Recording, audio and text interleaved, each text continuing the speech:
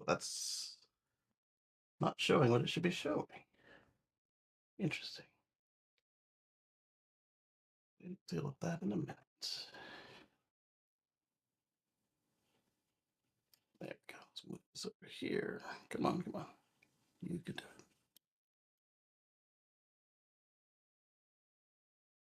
Go.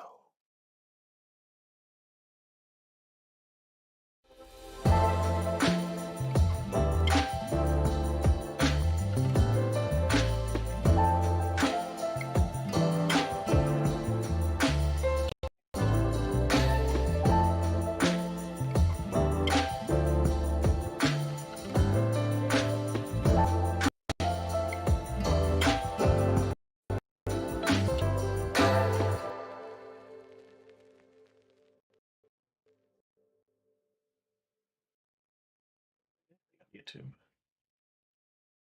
Refresh this.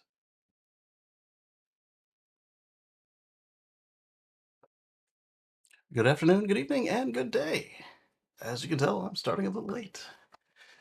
And I don't know if you can actually see me on YouTube or X or anywhere. YouTube is showing a black screen.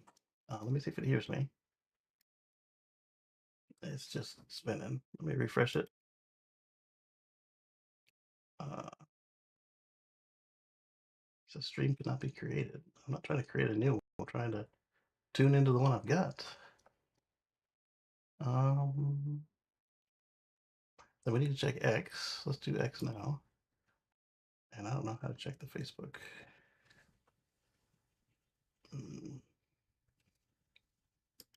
This is not how I wanted to start it. Not just late, but also technical difficulties. Oh boy. And it won't let me click on anything. So let's click out of the browser. How about you guys? And then click into.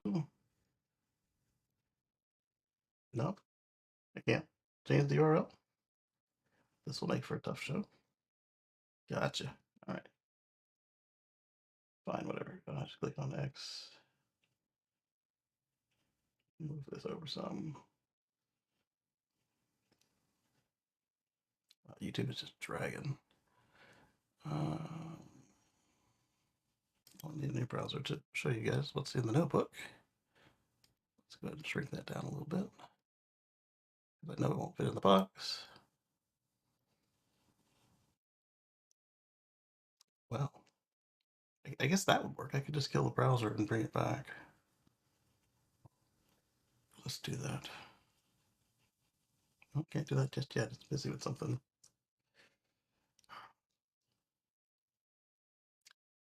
That's not the right title. Let's fix the title while we wait on that.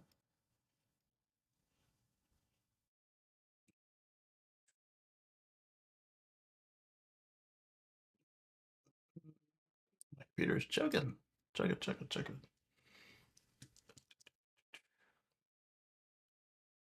Keep going. April 14th. Did I do? Oh, wait, no, I didn't do the last show with the wrong title. The thing didn't open last show, so we did it from the web. And now the web's not working. Go figure. I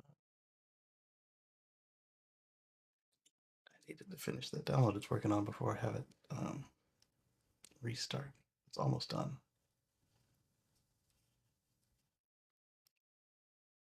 All right, so now we're going to open a new tab and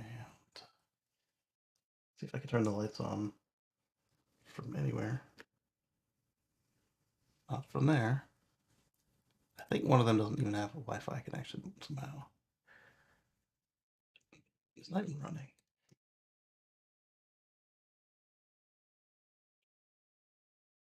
There we go. Riveting TV. TV content. We don't know if chat is working. We don't know where I'm streaming at. We don't know if you can see me. All right, so it says it started up, but I have no lights. Let's try and start them from here. It says they're on. Ah, there they go. Ow. And now we're still waiting on the browser. What's it up to? I know I have a lot of tabs open, but it's not like that bad. This one has got some articles in it. That one we're about to put our stuff in. Hey, let's close this one.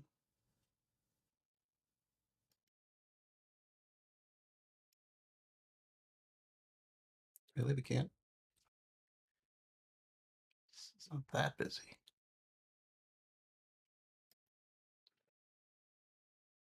I guess it is that busy.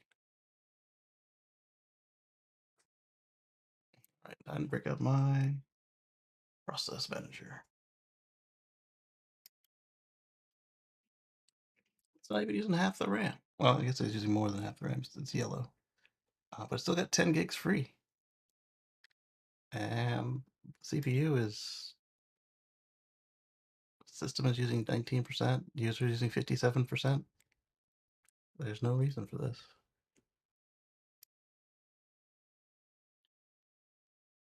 I was only using 5.6 gigs of RAM with 83 threads, 90 threads. All right, we're gonna force it offline. Uh, I want this one. Do you really want to quit browser? Yeah. Let me check something real quick.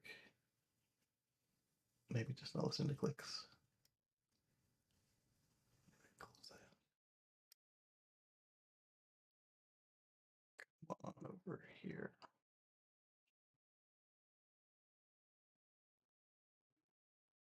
Yeah, it's borked. Where's that process manager at? Force quit. All right, so now the problem is at least a couple of YouTube tabs are going to come up. So you got to stop them from being heard by the microphone. All right, now we're green again. Browser stopped unexpectedly. Yes, it did.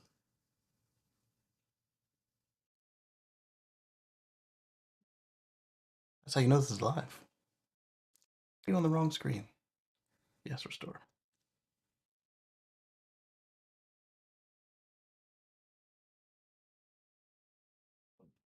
All right, so where's my fresh window that I made right before all this started?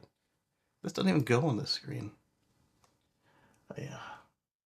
Okay. I'll make another new one because what could that possibly hurt at this point? And then we will shrink it back down. And close enough. Where did our notebook go? It needs to be over here. I haven't even invited the co-hosts yet. There we go. And then let's start with, I'm going to copy and paste the link because who knows what browser is going to open in. Oh, there goes the YouTube. I told you it was going to happen.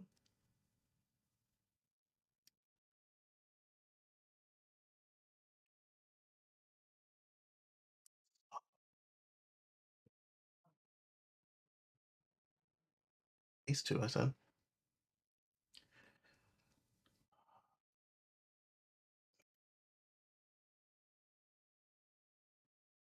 See, it says that we're live. I created it. It doesn't say there's a picture. Oh, there we are. Okay, so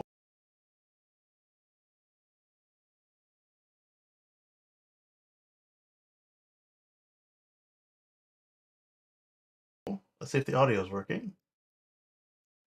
Okay, the audio is working, and the notebook has managed to get covered up because of the YouTube people talking. Like I said, I'm going to copy the first link just to be sure that it actually goes in the right window. Paste and go. Then we're going to come back to the streaming software, which has been buried. And change views and load up the browser. And while we're at it, go ahead and start up the LabCam. I have the same link every week. I can change it, but I don't.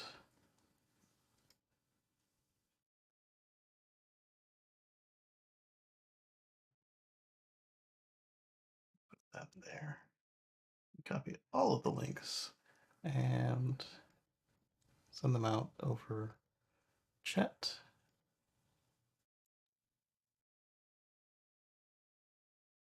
And go. And then I will make an email after we get the web browser up here. All right. We're going to, is this even the right day? We've talked about this plant before. It says it's the right day. Okay, so now we're going to go to our window capture and pick this one. Who knows which one it is now because all the windows are new, so they're out of order now. We're getting there. Don't know if the chat is working or not, but that's for later, I suppose.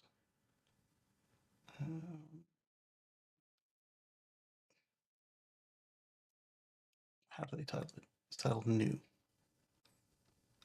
That's helpful. New.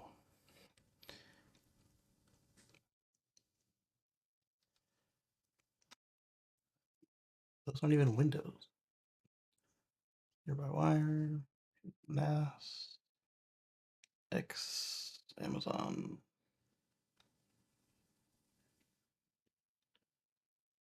3D printing, DVDs. There it is. And of course, even at the shrunken size, it's too big. So let's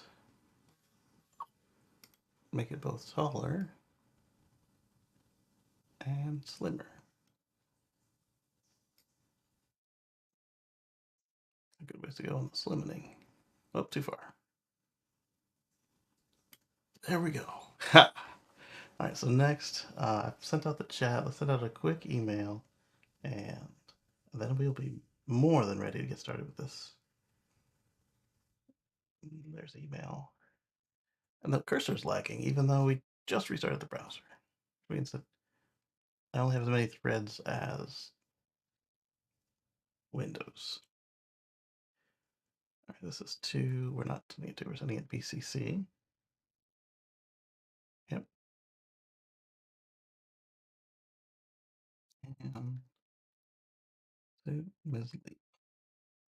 14th of April. And here's the show. And send. Whoa. All right, so let's get back to it. So one of the first things we've got on here today are Q Cells has begun their production of solar panels at their new Georgia plant. And I didn't check X, but if YouTube is fine, then X is probably fine too. You know what? A couple of the links are to X, so we'll just see if it says we're live. Anyway, so the Cartersville factory will be the first in the country to boast a fully integrated solar supply chain under one roof. So as Elon likes to say, raw materials in, finished product out. Always nice to see. And the Q cells have been one of the top choices for quite a while. And let's see what they say about this. It's larger than Lenox Square Mall. That's impressively large.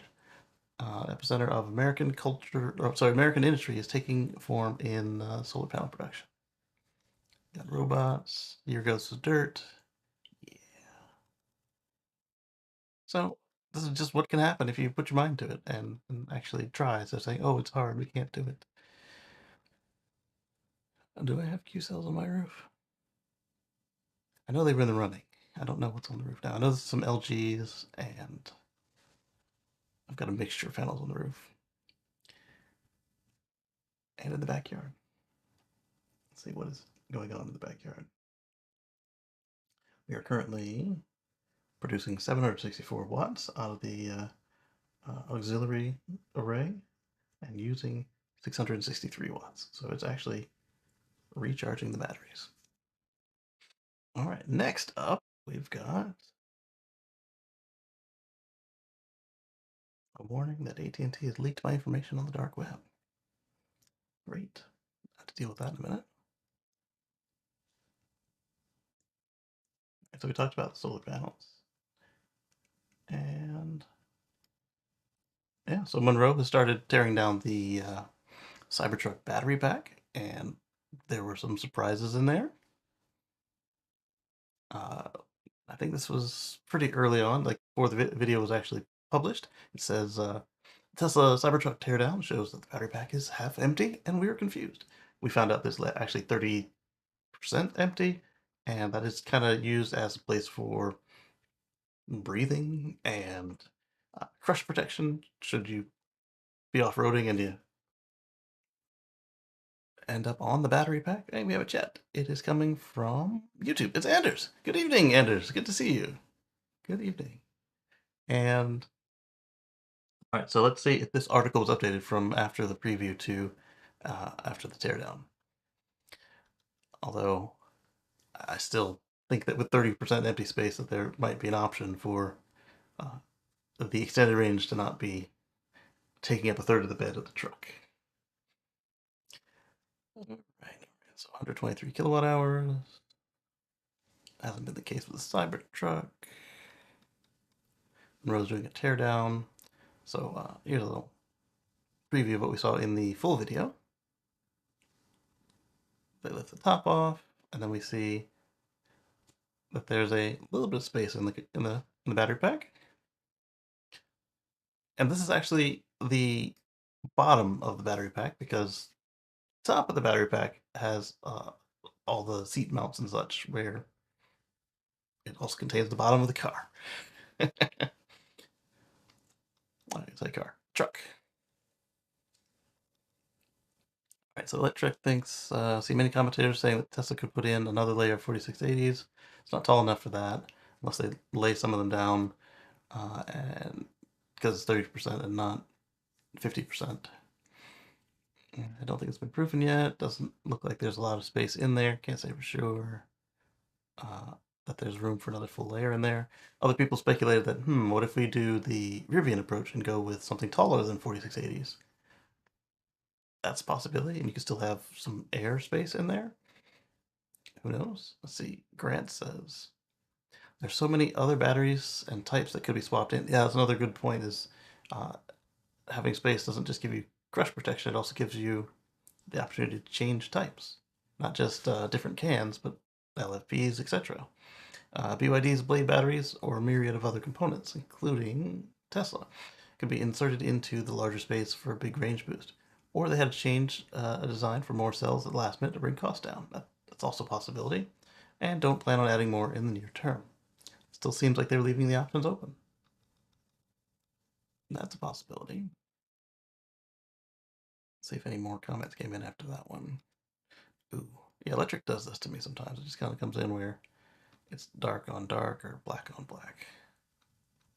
The temperature management was something that that Sandy brought up, and structural rigidity as well. Yes, extra cooling. Yes.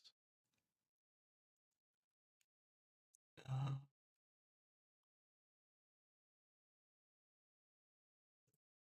and this is also a point. The beast mode doesn't live up to what we were promised, but the dual motor, it does the trick, even with the jumbo wheels on it and everything.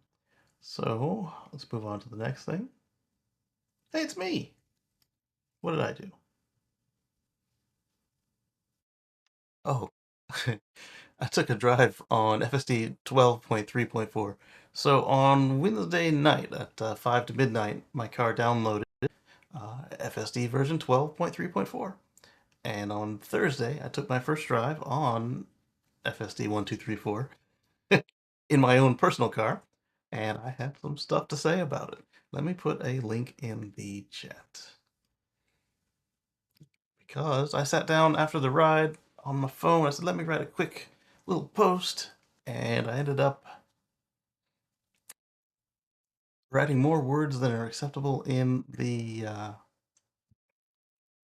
Twitter premium entry box. It got to the point where it said, how many characters you get till you get to the 240, and then the little bubble filled up, and then it started counting down again in yellow, and then it started counting up in red because I was over.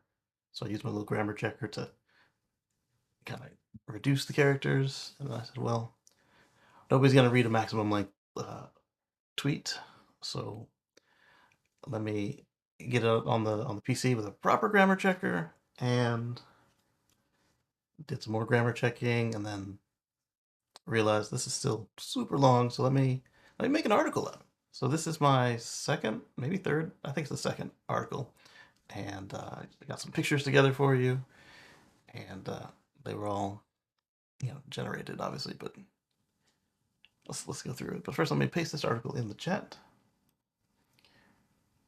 Paste. Oh, I hit enter, but it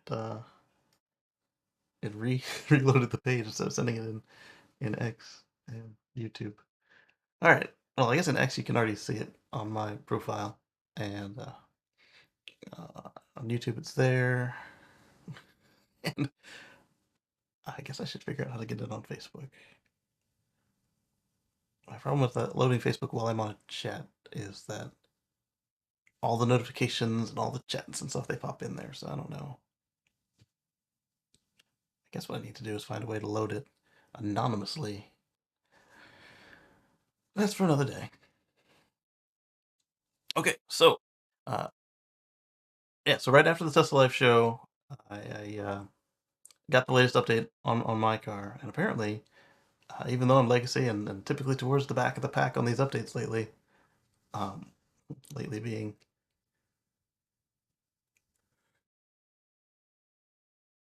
pretty much since the safety score, I've been not in the first group, but kind of from 19 and 20, I was in the very beginning of parts of 20. I was in the very beginning of the rollouts, and here I am again. I've actually got it before some modern cars have it. But let's kind of scroll through, and we'll talk about what I had for my first experience, and then we'll talk about my like this is a well, this is a a round trip drive to run some errands in town, and then we went to a Tesla Club meetup the next day, and so I have some more to talk about on that I did not have in the article. So let's skim it, and then we'll go on from there. All right, so exploring the FSD supervised 12.3.4, a 100 safety score drivers detailed review. Detailed is is you'll see. Ooh, detailed. All right, so my initial impressions were that I gave tell you what the car is and what version I downloaded, and that the car often positioned itself too far to the right side of the drivable space. Yes, it definitely still does that.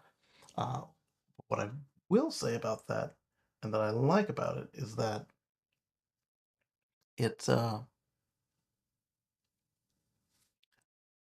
no longer goes down the middle of unmarked roads, like in neighborhoods or just like backwoods roads that are don't have any paint on them. It's not just running down the middle and playing chicken with whoever might be coming the other way. Actually, I say playing chicken. I don't know if it's this version or the last days of 11.4.79 or whatever, where my car was came upon a goose, and then it was a staring contest, and then the car started to go around, and the goose kind of went this way, and then the goose went out, and I say goose, it's Canada goose. So I told my wife, so the car is literally playing chicken with a goose. But anyway, it's no longer running down the middle of roads and playing chicken. It stays to the right hand side generally, but other times I find that it is too far offset in the right side of the lane to the point where, let me tell you about the Friday. It'll ride so far to the right that I was on a 2-lane country road, like 2-lane, one lane each way, in the middle of overgrown tree canopy, not much room for error sort of situation. And the car kept hitting the rumble strips on the fog line, the white line to the right. And so what I would do is I would steer back out, which now, as I'm about to discuss, uh, turns off all speed controls, steer it back, and then turn it back on.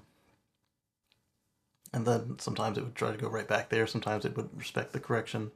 I also found that if you just give it almost enough force to disengage, but not, it will respect that and actually come back to the center of the lane. But that's far too much force to be holding against the wheel on a long country road drive. I didn't take any freeways on this day, so I'll tell you about freeways for the next day. All right, so the car rides too far to the right. And they don't all do this apparently, but mine does. And I didn't touch on this in here because on this day, none of my left turns were dual lefts.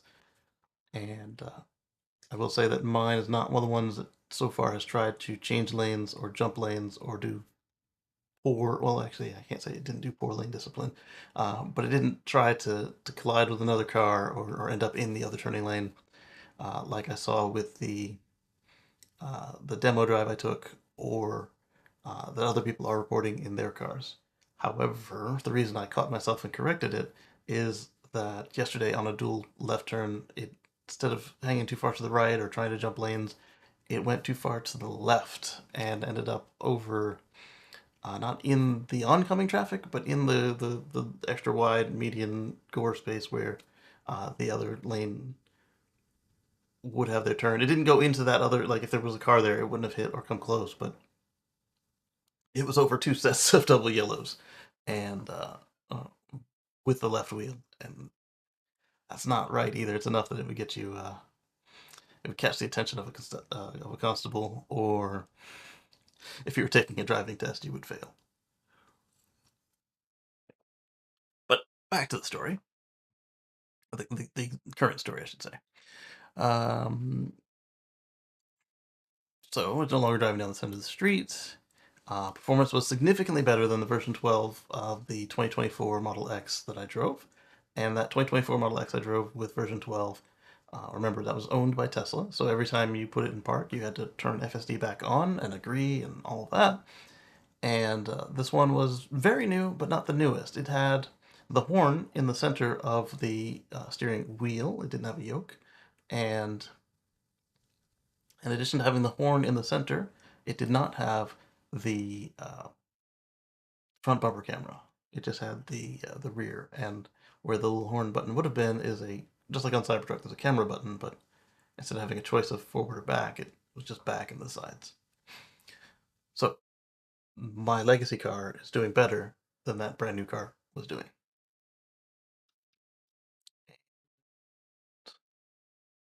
I previously posted and spoke about that experience in a previous Let's Chat at the 28-minute mark.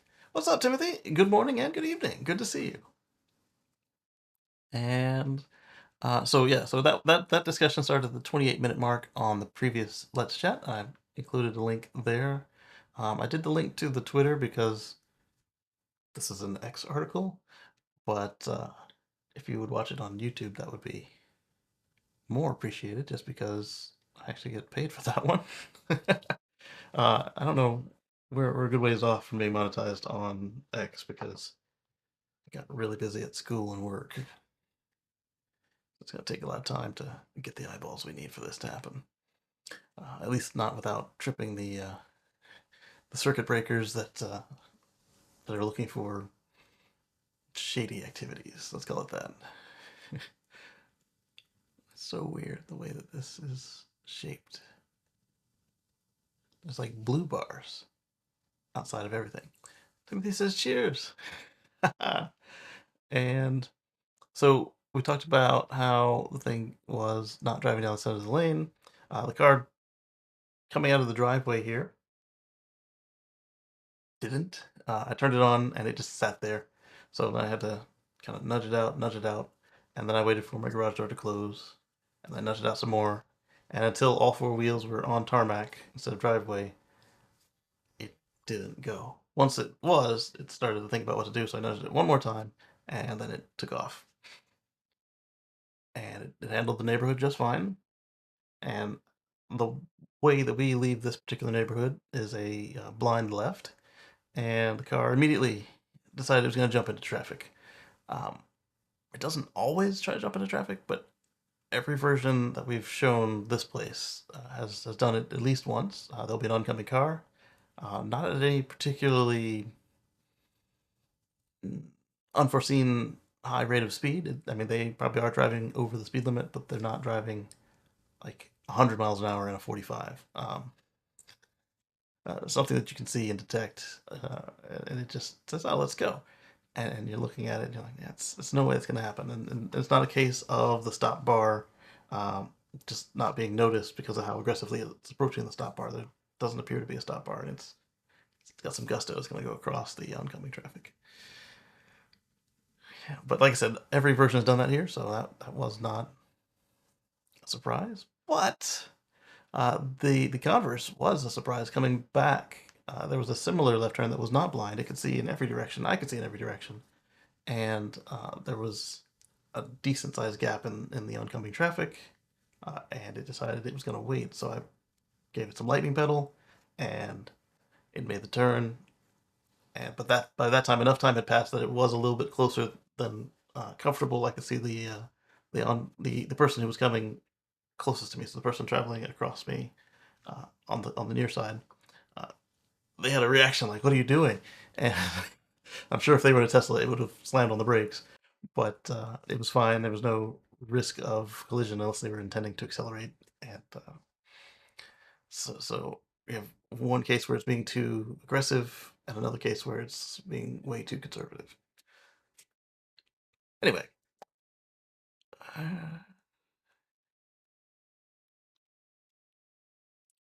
and there are still times where it just jerks the wheel very robotically, and where it's not sure what to do. The speed is surging forward a little bit, but the speed surging is new to me. That didn't happen on the previous versions, but the little robot wheel effect that if you've ever seen any versions of Smart Summon where the wheel starts getting all twitchy, that's exactly what was happening while we were driving in some cases.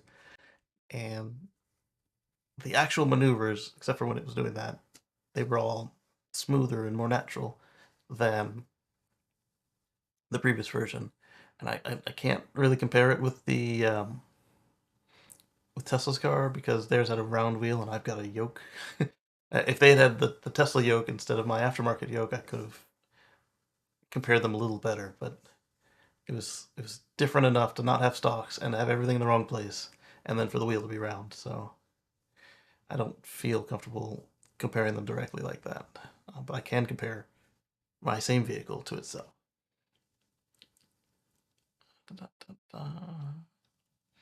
All right, so this one isn't AI. It's just zoomed in somebody else's photo because it's the exact same yoke I've got. Let's see, the steering and speed control exhibited some jitteriness.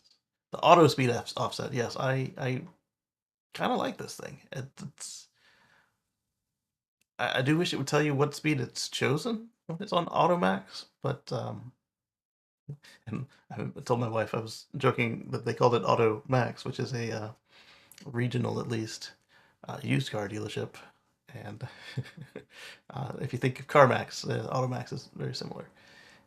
But anyway, when it's in that mode, it seems to pick decent speeds. There was a spot where the car would always choose 27 as the speed, even though the actual speed limit was 45. There, it decided to do 35, which was still wrong and still enough that somebody might run you through, but it wasn't too bad. And then it picked up way faster when it saw the actual speed limit sign that we passed. Then you had a place near my dad's house where it also decided it would do 27, but the actual speed limit there is 30. And so it goes from doing 35 to 27 to back to somewhere near like 34, 32, whatever the offset they forced us into when they got rid of the set miles per hour. There it did all right. It was enough that the neighbors would have yelled at me because there are a lot of sticklers for the 30 miles per hour over there, and it was doing 38. It was not doing 38 in the spot where it was normally doing 37. I think there was like 35. And at night on that same road, it chose to hew a lot closer to the speed limit. So they aren't joking when they say that the car is using some sort of algorithm to determine what speed it's going to do. Let's see. One incident where it stopped or followed too closely. Okay, so as I talked about in Savannah, the car had like 8 incidents where I had to slam on the brakes because I felt it was going to rear end somebody. I had one where it stopped way too close, but it wasn't enough for me to even step on the brakes. I don't know if that's a difference in the type of brakes I have and the fact that I've got two induction motors and I don't have one pedal drive. I mean, I do have one pedal drive, but I don't have the one pedal braking, where if I let off the accelerator altogether and it's below a threshold where it will apply the brakes. Legacies just don't get that. Um, it was definitely too close for comfort, and I was hovering the brake, but it wasn't enough that I felt that I needed to end it. It was like, is it gonna stop? Like, whoa, it's so close. And then my foot was like, eh, and then it finally made the stop before I pushed it. So, but that was just one incident over the two round trips, and these were not short round trip. Well, this ride up was short. It was like 10 miles round trip, but then I did another trip about 30 or more mile round trip afterwards. We went from 80% to 50% when we returned, so it was more than 30 or 40 miles. Anyway, um, all right, so yeah, I like the auto speed offset, and it's a better compromise than the offset they forced us into before. I was fine with +5 everywhere, and from the next drive, it feels like the there was another place where I was able to set +5 again. It feels like that is back on the highways, and we'll talk more about the highways later. But it wasn't exactly 5; it was like 6, and that may seem weird, but it's, it does make sense because 6 is the real the car lies about its speed, and mine lies 1 mile per hour under about what it's actually doing. And so if you look at GPS and then you look at what the speedometer says, or if you look at the CAN bus and what the speedometer says, the speedometer is always clocked 1 mile an hour under reality. So if you set it to 5 miles an hour over, you're actually doing 4 miles an hour over. Except now I set it to 5 and it's doing 6, and now it's actually at what I intended it to be set at. All right, so I see a chat. I can't read. I'm guessing it's coming from Twitch or Facebook. Uh, and it's not showing it all on the multi-stream, despite the fact that the streaming software both showed it back and is broadcasting in a place that it could happen. And it appears to be a symbol. And I don't have any views big enough so I can make it out. But thank you for the chat. Why did it do it that way? So weird. What if I do this real quick? That didn't help. Okay, so yeah, I enjoy the new speed limit offset. It's not to say I like everything about the interface changes. We've got something to talk about that coming up. So we talked about the road offsets and the wrong speed limits and the correct speed limits. So I had to hold the lightning pedal down, the accelerator, to keep up with the 48-ish that the traffic was doing in that first spot that it normally reads as 27, because you can't scroll or flick up. I don't scrolling doesn't work on mine, but you can't flick up the speed switch because auto max. The car has decided the speed. So I was giving it some lightning pedal, and eventually it saw the sign and it decided to agree with me. Uh, where it chose 50. Yeah, so this is my exact yoke. It's a hand show. I've got a link in the description where you can use my code and get a discount on it, and I'll get a little commission. But this is my cruise control stock, my autopilot stick. It's been that way since my 2016 Model S, and that retained on my 2018 Model X. So it used to be 2 pulls would get you auto steer, and 1 pull would get you cruise control. And I think this is the right place to talk about it because, yep, I called it the single pull dilemma. So now I pull once and I get FSD. I pull twice and it ignores the second pull and I get FSD. Uh, there is no cruise control anymore. The car can't cruise. It's not to say they removed it from the car, but to get cruise control back, you have to then go into the controls menu, then go into autopilot, then turn off FSD, and then you can use your double pull or single pull, but there's no point turning it off if you want a single pull. Anyway, use the double pull to get auto steer and the single pull to get cruise control.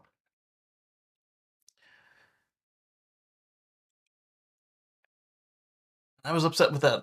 Absolutely hate it because they gave us an option on one of the last versions of 11.4.7.9, and they said, "Do you want single pull or do you want double pull?" And so I tried it once and found out that I lost cruise control, so I turned that crap off, and I never even went back to it. And then they forced that as the option. Right now, that's the only way. The only thing you can do is one pull or single press, depending on which wheel you have. It's just one motion will get you FSD. Problem is that means that you don't have cruise control. If you steer, cruise control turns off. If you push the brake, obviously everything turns off. You expect that, but it used to be that if you had the double pull turned on and you steered, then you would be in cruise control, but manual steering. There's no way to get there without changing your settings. The problem with that is I haven't tried to change it back, but in the past, if you came out of FSD in the menu, like you turned off the option, the only way to get back on was to put the car in park and turn it back on. So that means if you are in a very good example of this was several of the version 11s and one of the 10s on the Jersey Turnpike. The car wanted to do some really stupid stuff. Uh, like one was hogging the passing lane, and two was trying to get off at every off ramp. It's going to take me into every toll oasis. No, I don't want that. These are not the same version we're talking about either. And so in those cases, what I did was I just knocked the steering wheel, so I was just in regular cruise control, as if I was hauling a trailer. Oh, that's something I didn't think about. With this single pull, do I have cruise control if I'm pulling a trailer? Because if I did the double pull while towing, it would ignore the second pull and say, hey, you can't use auto steer while towing. You still can't use auto steer while towing. I didn't see anything that suggested that had changed.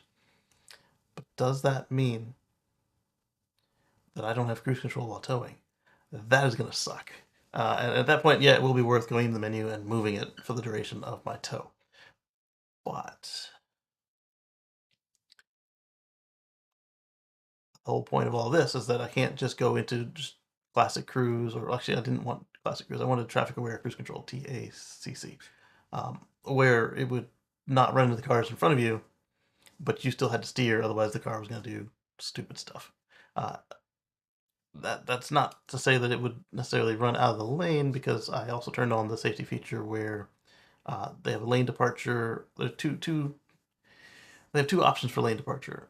One is it'll beep at you when you go to leave the lane without signaling, and the other, it'll kind of bump you like you're riding in a rut. It'll kind of bump you back into what it perceives as the lane if you are leaving what it thinks is the lane while not signaling. And the only times I've ever really had a problem with that was a poorly repainted left turn situation. I think it was a double left. It might have been a single left, but either way, the dashed arcs were the old ones were still there along with the new ones, and they weren't in the same place. And so the car was like, "Yeah, let me help you make that turn," and it would just kind of bump you back into the old one or the new one, whichever one you were not on. So that should still be there. It's not there when you're towing. But anyway, all that to say that you're gonna have to pull the car over, stop, put it in park, and then turn FSD back on if you want cruise control. If you were able to turn off cruise control during such an area of confusion. Hopefully there are less of those. I haven't been on enough freeways yet to determine if that's going to happen. Now, if it was on like a, well, actually no, there are country roads where I wouldn't want that either. Uh, there was a stretch in Maryland headed out from Northern Virginia to Delaware where the car wanted to stop for every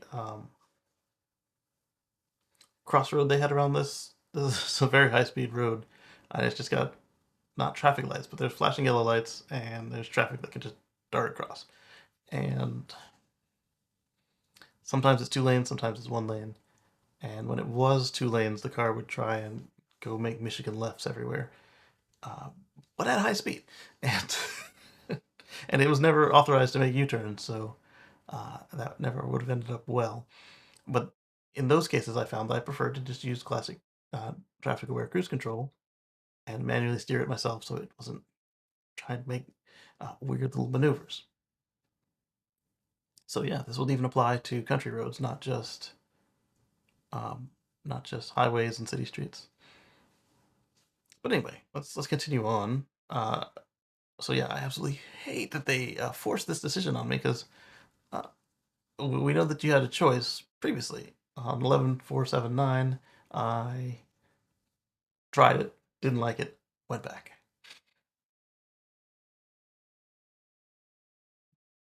And yeah, and the reason for that is manually controlling the car fully, like not even cruise control, is fatiguing.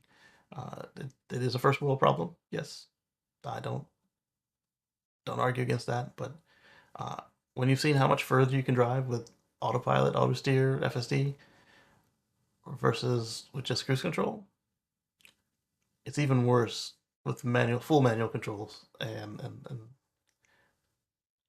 no cruise control, which is what you get if you steer out of auto steer doing something stupid.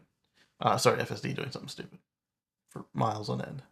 And I find that often that's either a road that wasn't reconstructed correctly, or it's currently under construction, or just terrible map data that causes this. So this may not be as bad of an issue as I'm anticipating it will be, but the fact that they know better than us is the annoying part, and they actually sat down and made the effort to remove the choice from the driver. If it's full supervised self driving, then I choose to supervise it my way. Just say. All right, so let's get done complaining about Tesla changing stuff on me. All right, so complex navigation. There's a mall nearby that we were visiting a Target, and the parking lot is just trash. And so the entrance, you come in, and the car decided it was going to ride through all the parking spaces on the entrance. I usually ride down the middle of the road unless there's oncoming cars. And I might even ride on the wrong side of the road if there are food stands set up there. There are often food stands set up there. If there's no traffic, I'll just ride on the left sometimes. So, did it do better than me? Not really. Uh, did it make better choices than me? Probably.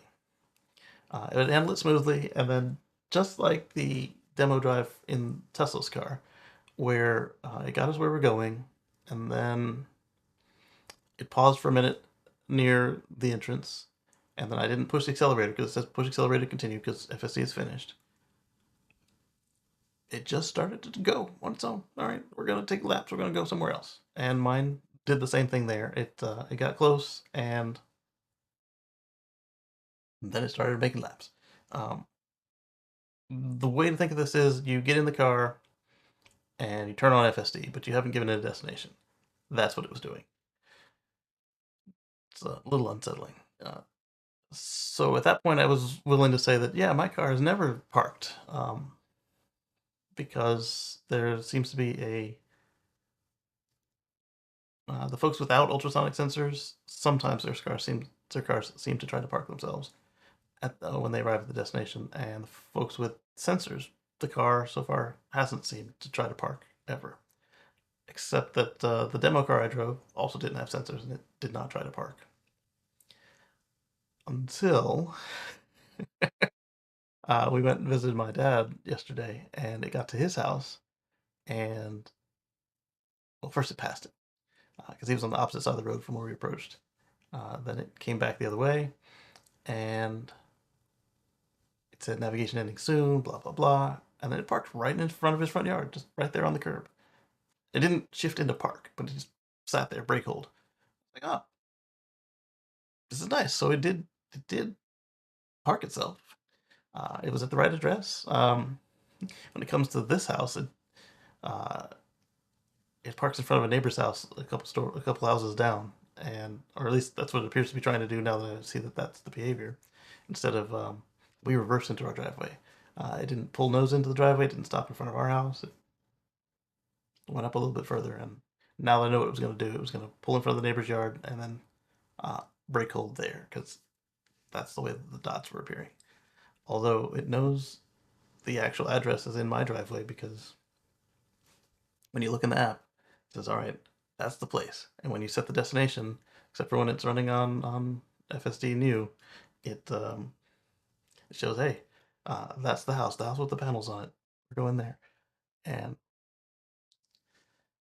now that I know what it's doing, it's still weird because it's going to the wrong house. I'm going to park there. Oh, so parking and exiting. I talked about how I had to make it go in the parking lot where we were doing our shopping. Uh, I had backed in. Actually, I pulled through, but such that I had backed in. Uh, and then when I got back out, there were two large SUVs blocking both pillar cameras, and I checked. The pillar cameras couldn't see anything. They might have could look through the other cars. I don't know if it's doing that or not, but one of them had dark tint, so it couldn't look through. The other, not clearly, but it could see through.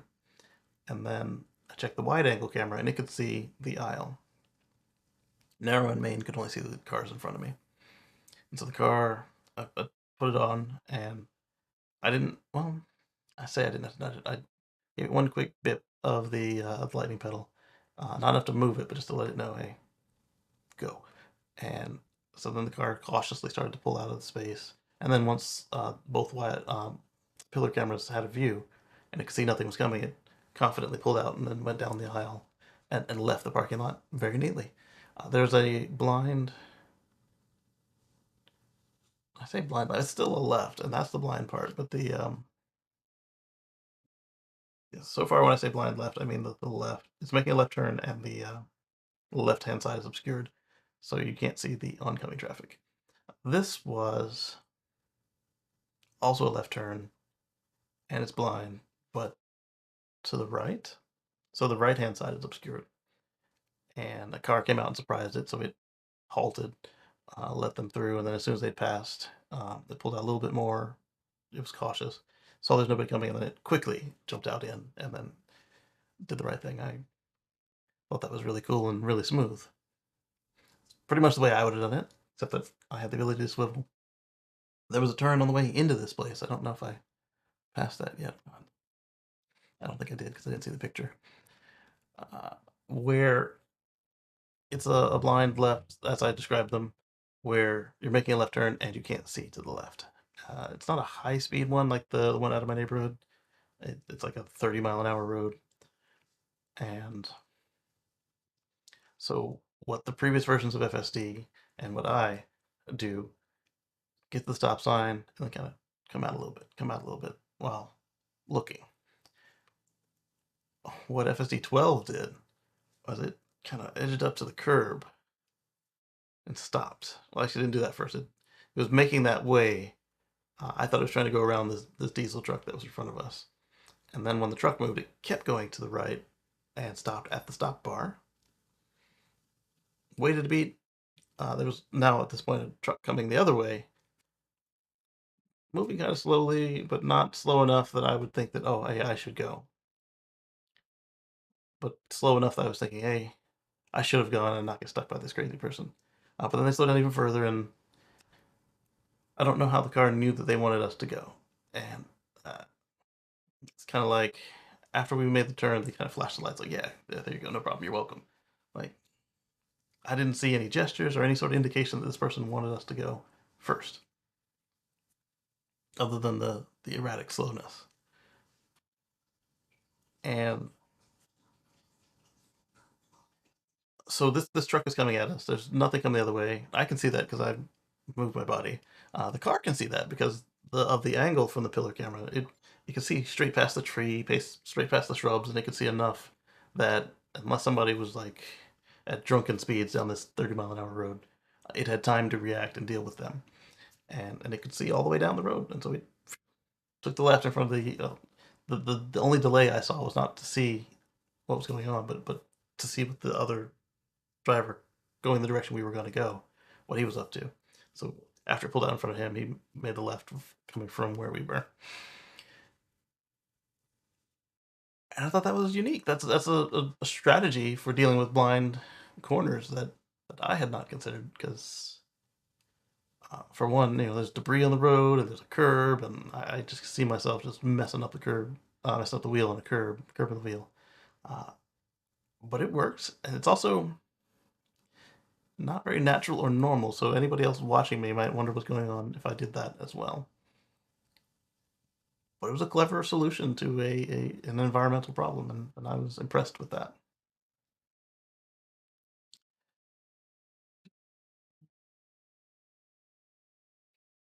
So I speculate that with banish mode, we might start to see these cars actually attempt to park in parking spots on the regular and do it well. And what I'm hoping, although nothing about the FSD program so far has given me the impression that they'll give us a choice, I'm hoping there'll be a choice that you can have it set to take you to the parking spot and then you can get out and go in. The reason I say it this way is that if they only let you use banish mode from the place, uh, it's going to cause fights and it's going to get some people injured because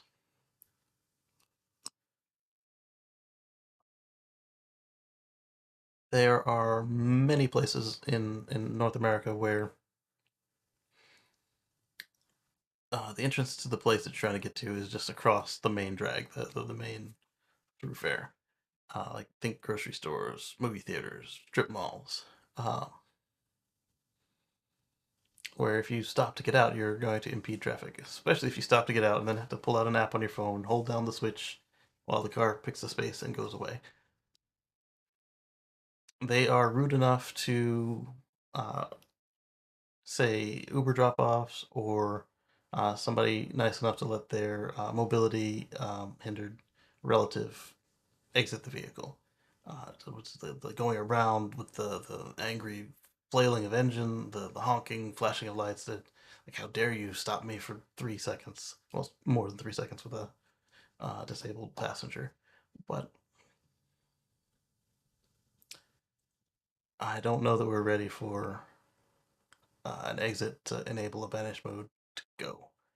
Uh, at the end of an aisle, it's not so bad. Like it's an aisle going into that main in front of the building, but just arriving at the building and then hopping out. And oh, hold on, let me get my phone in the app, and I don't see that going over well in most of the country. There are places that have like a like a curved driveway or like they're the last place, and not everybody's trying to drive past the front of the place. If Bench Mode doesn't have any options, I don't think it's going to get the kind of use, especially if it drives anything like current Smart Summon. I think it's going to get the kind of use that Elon thinks it will. All right, so we talked about the turn. Ah, yes, advanced signaling approaching the neighborhood. And not just the neighborhood. It finally is signaling intent now instead of just stepping on the brakes and then right before it makes a turn, turning the signal and then doing it. Uh, yes, finally, thank you. What it does is a little ways out, it'll turn on the signal, then it'll start slowing, then it'll make the turn competently. That's all we were asking for. It didn't ever really signal intent, but it didn't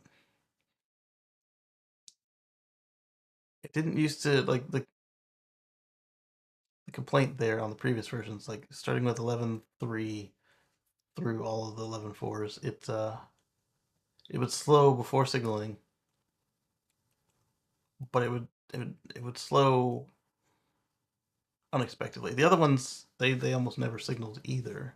Not that they didn't signal at all, but they would choose not to a lot of times.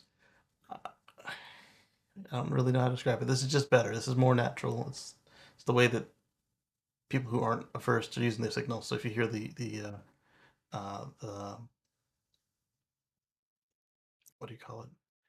Where we say that BMW drivers don't use their turn signals. Uh, It was coming true about Teslas too, but now that that's being reversed. Unless the Tesla owner is a former BMW driver. I know not all BMW drivers, but they earned it. So overall, I liked it. My wife liked it. She said it was smoother. I said I want to try some Auto Park and Smart Summon. Then I found out that Auto Park is unchanged if you are a ultrasonic customer. So I will not be bothering testing out the Auto Park any further. There was It's not true entirely. There's nothing changed, but I did attempt it in a grocery store. One popped up and I hit go. And then as I was leaving it, because it was just so slow, I aborted it. It was unchanged in its behavior. And there was another one that popped up. I was like, okay, that's cool. But then I just drove through. I'll do that a lot. I'll just drive straight through rather than reversing in if it's open enough to do that. Anyway, I haven't tried Smart Summon out. I don't know if that's changed or not, but based on the fact that the new Auto Park depends on not having sensors, so you get um, the new visualization. I imagine that actually Smart Summon. I wanted to see if there were parts of it that were starting to show, like you could see that they were being put in. But I imagine that the cars that get that are going to be the ones that have the new visualization for now. So I will attempt it at some point when I feel comfortable using Smart Summon, but I'm not expecting anything different. Yeah. So then I went to a Tesla Club meetup, and it took us on the back roads where it did I guess that's more than 2 trips. It did the. It's actually I did a trip every day since I got it. It did the riding on the fog line and hitting the rumble strips. I didn't care for the rumble stripping, and there was one turn. It took too fast in both directions. I hit the brake and manually did it. Uh, the first time I just didn't feel it was gonna stay on the road surface safely. That's the second time. The first time there was another vehicle in the other lane, and I felt it was going to go over the line and hit them. So I took over and put it back on track and then turned it back on. It's a little cut between country roads. It's got a really bad hook at one end, hook and a little bit of elevation change, and then it turns the other way for a intersection like one of these, where it's you got to look really far in one direction. And it did okay with that part, the angle, but it was the hook on the hill that gave it trouble. So then yesterday, I went to go visit Pops, and there was a train coming, and I didn't want to wait for the train because I didn't see the train. Turned out that it was coming the other direction, and it was quite long. So I kind of squeezed my way to the stoplight, made the turn, and the car kept wanting to turn around until I got it past a certain point. Even when I selected on the nav, pick a different route, and it still wanted to go back around back towards the train. Then I'm on this cross county road, and it finally decides, okay, let's go that way.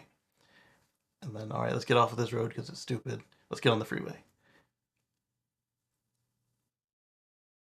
And it did okay getting on the freeway. It was too polite. Let this slow driver who's like weaving toward us, like you knew they were going to try and come over without them having their signal on. And then after they did their little weavy thing, and I guess they saw us there, they stopped that.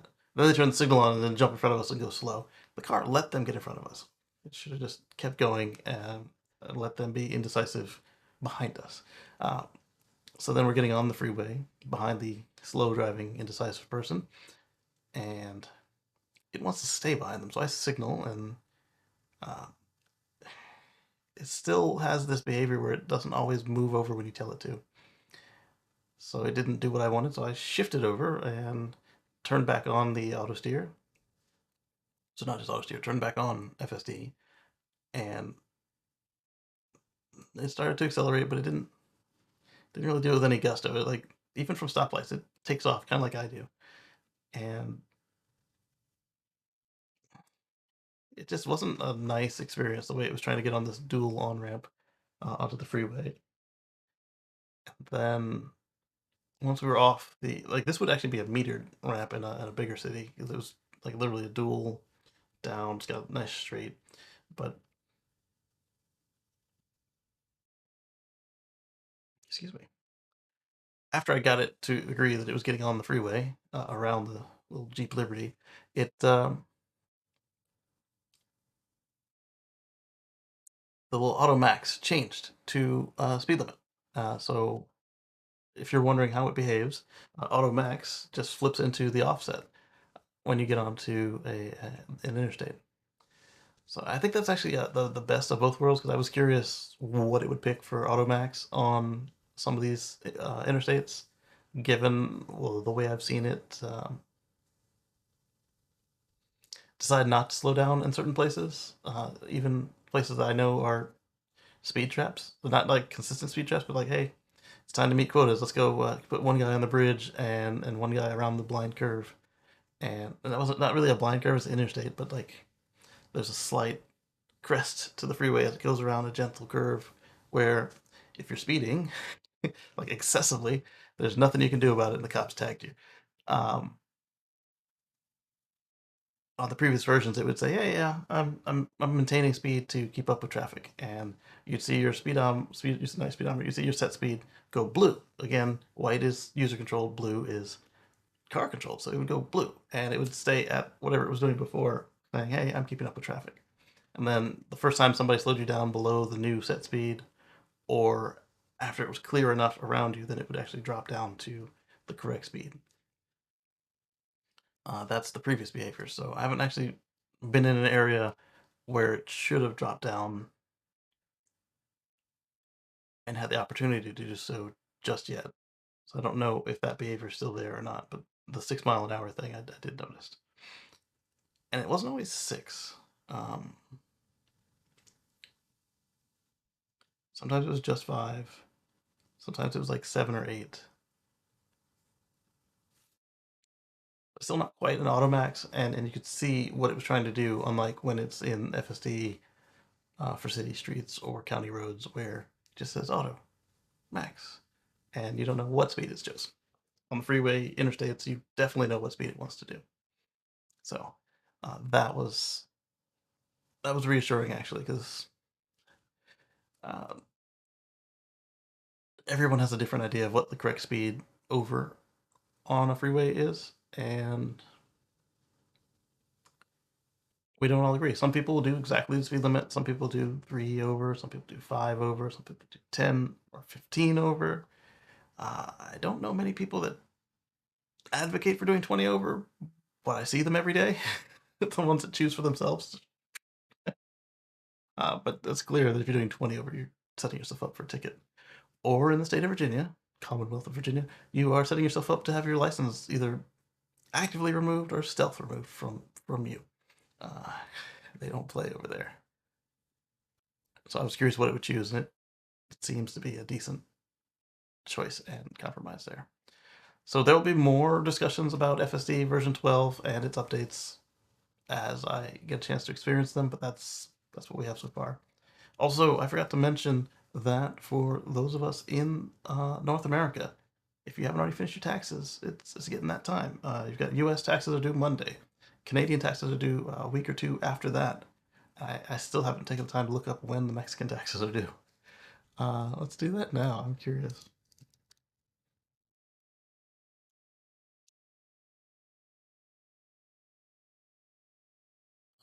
Oh, yeah. So all of North America, your taxes are due real soon. Uh, in US, you're due on Monday, and in Canada, you're due a week or two later, and in Mexico, you're due on the 30th. So if you live in North America, hop to it. I know that a lot of you, the rest of you, are coming up as well, but I don't know when your dates are, and I know that you tend to do it a little bit better than we do.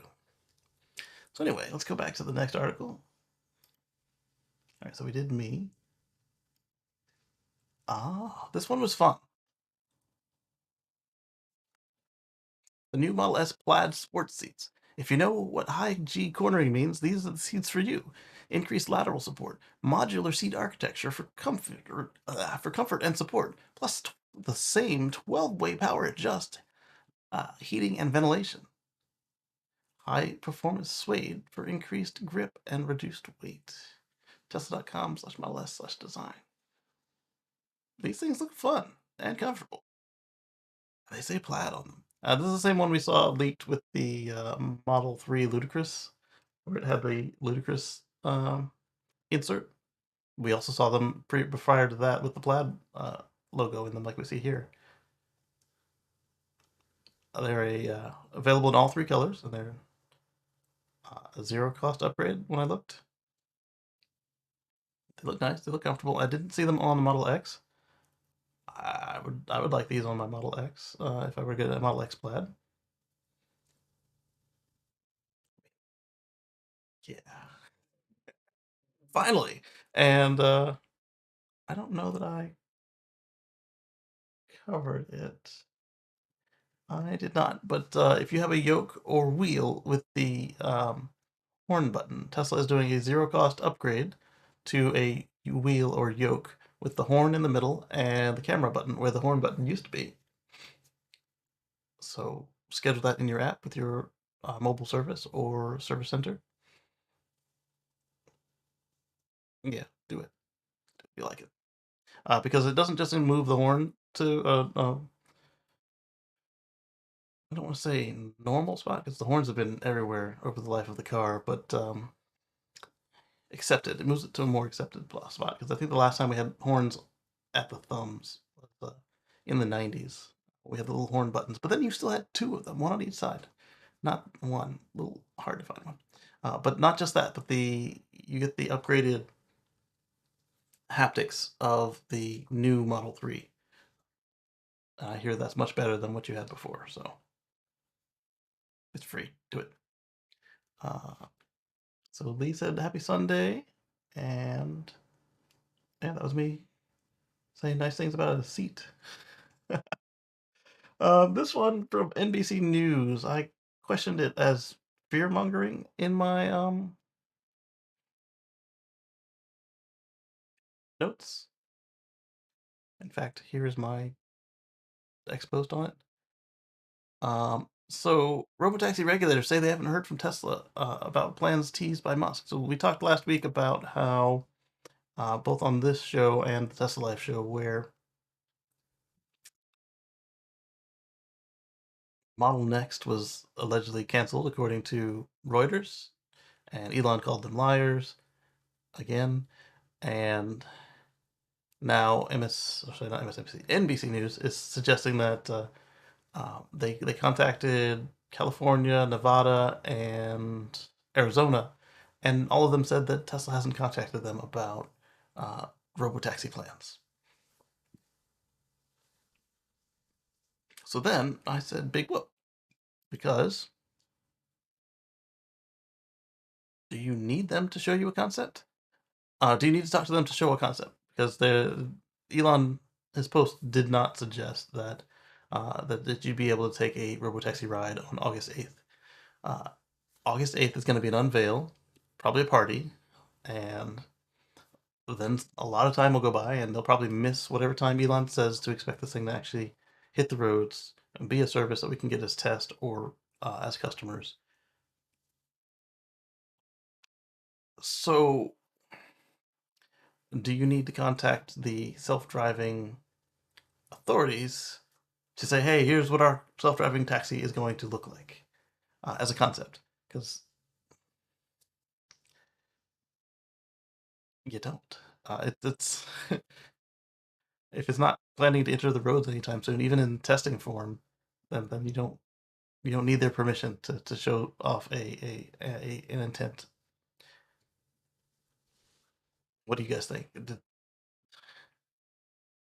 Is that a thing? Like why would we expect them to have got approval for this if it's not going to be on sale or on the market on the day they show it off?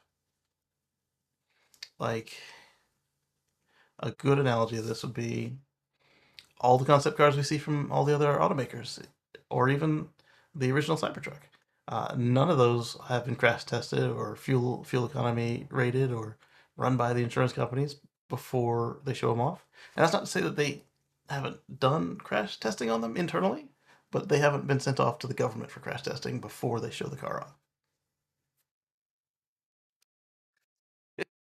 Uh, it's kind of an absurd concept. I don't know what NBC and this guy Ben were expecting here. Um, am I using too much common sense? I don't know. Like, it seems to be an absurd concept to think that they would have already got it approved.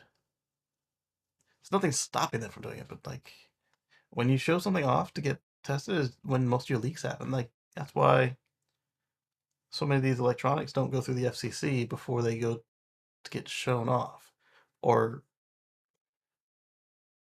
if they do, they'll send like just the radio modules through, or they'll send it through without the proper full manual anymore, or they'll send it through with a um, an embargo, basically an FCC embargo, where they can't publish the results until a little bit before or after the event. That's where all your leaks happen, right there. Is once you let it leave your hands. I mean, they'll happen in your hands, but you get more of them once you let it outside your org. All right, so this is fun. Uh, the Tesla FSD capabilities have been officially reduced to $99 a month. So if you want to subscribe to FSD instead of buying it for 15,000 or 12,000 or whatever the heck it costs this month, um, you can subscribe to it for $99 a month instead of $199 a month. Right there in your car, on your app. Well, in the car or the app. You just go down to add-ons, subscribe, full self-driving, $99 a month. I still think it's expensive. I don't think it's expensive for what you get, but I think it's expensive enough that even the free trial won't be enough to convince some people to switch to it, especially if their experience is like the one I had. It was competent, it was good. But was it $100 a month good? Some of these people are like, hey, I don't listen to the radio. I drive myself to work. I don't even use cruise control. You're not going to convince them to spend $100 a month for self drive.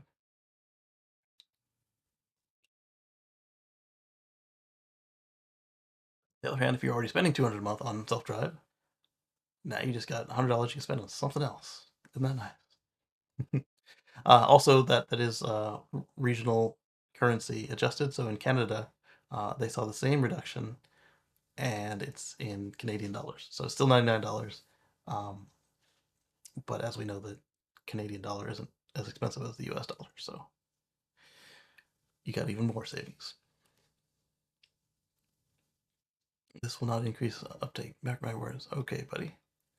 We've personally just spoken to 3 individuals who all simultaneously signed up moments after we posted this. So yes, it will. Just added it to 2 of my Model 3s. Let's F and G. Zachary says I can finally afford it and I'll be paying for FSD. He's doing phenomenally well in Chicago, in my experience. Yeah, that's the other thing I saw is that it is better in most places. Other than the riding too far to the right of the lane, I love it. It's nice. I like it. I like it a lot, and this will help. Uh, the more people who have cars that it asks you why did you disengage, means they'll get more data on that since they clearly don't care what us legacy drivers think about why they disengaged. I've been looking. I didn't see the why'd you do it like I saw on that Tesla owned car. Um, I think this was the right move. Yeah, there are people complaining about how, oh my goodness, I paid 15,000. How could you do this to me? I don't think this is like it was before when I bought it, and then Elon's like, it's only going up. It's always going to go up forever, and then it went down for thousands for like nearly 3 months. I don't think this is the same thing, and I don't feel backstabbed, betrayed, taken advantage of. I don't know the correct phrasing of that, but I don't feel that same like I was a this feels it was probably time, and this price I've been saying this for a long time. that the price for FSD for me has always been one step ahead of what its capabilities were. This feels like a proper calibration, a readjustment. $99 a month for what we have now, I think is fair. I do. And if they were to do the same thing to cut the 15 or the 12 down to half or 14, whatever it costs today for FSD, if they cut it down to half, it'd probably be lower than what I spent on the whole package, but at that point, I still think it's appropriate. It's calibrated for what it can do today. This person subscribed. As an EAP customer, it's the same cost, should be half. I agree, because yeah, if you had EAP before, it was $99. So yeah, it should be $45 if you had enhanced autopilot. That sucks. So yeah, some people got screwed. I'm sorry. Ouch. I'm laughing at not at his misfortune, but wow, like they always manage to stick their foot in it. But now I know that was a question I had. Was like, did they adjust that too? Answer: no. Now they really need to do something for people who paid 10K or more, or 10K or 12K. People paid 15K for FSD for real. Um, Either make the transfer option permanent or let us exchange it for 5 years of subscription credit. No, I don't want to change my permanent to subscription, but do let me transfer it, even if I had to pay to transfer it. Like $1,000 is a max reasonable transfer fee. But what I'd like is to transfer it maybe 2 more times for free. Uh, Finally, reasonably priced. uh, that was the limit of what I was willing to pay, so I'm resubscribing. I want my 12,000 back. We'll change for EAP, so it's 99 for everyone now. Let's see what the responses are to that. You can get an EAP sub? I thought they only did subscription. No, you could have. EAP subscribers should be upgraded to FSD. No! That sucks. I've been paying 99 as an EAP customer. Um, I get the feeling. I get the feeling. And yeah, like I said, they managed to stick their foot in it. It's definitely a big slap in the face. I know. It feels like I'm overpaying for things at this point. When prices are dynamically changed so much with no path to compensate adjust customers who overpaid, makes me hesitate to sign up buy anything more for Tesla, including FSD now. That guy's literally been putting his hand in your pockets for years, taking big advantage of the entire customer base and leveraged it to try and become the new.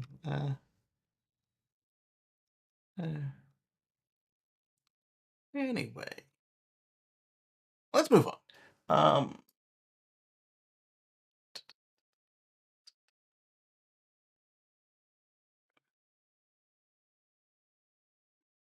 And then there's confirmation of it, not just from screenshots of the app, but from Tesla saying it themselves. Upgrades, software upgrades, subscribe. So that's both in the app and in the car. You can get it too from there. Yeah, change the pricing for EAP customers. I think 45 is appropriate. Is it half, not 42?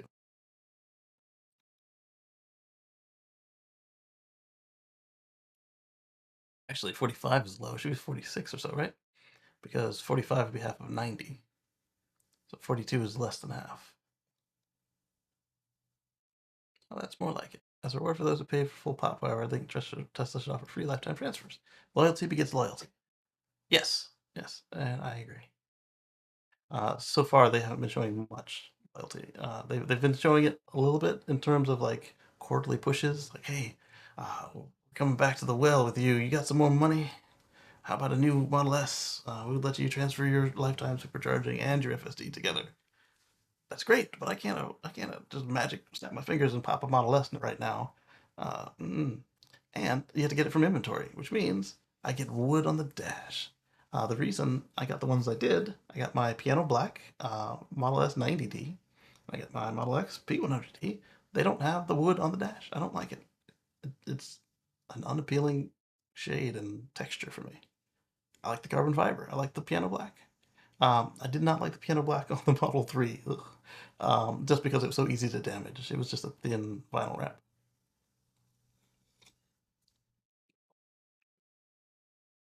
Right, continuing on.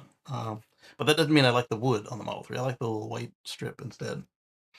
Um, it's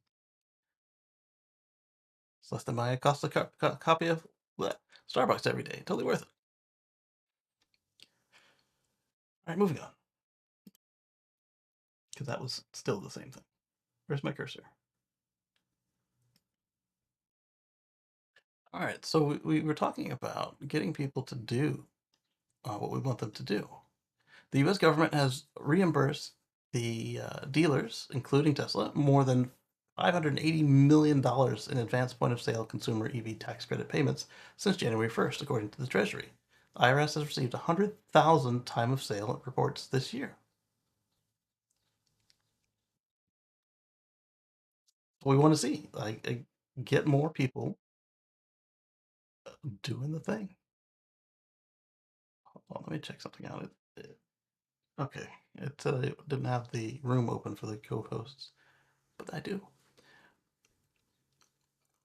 So with this, you've got up to $7,500 available to new car purchasers, and like $2,500, I believe, or $4,500, I forget, for used cars up to $25,000 for qualified customers.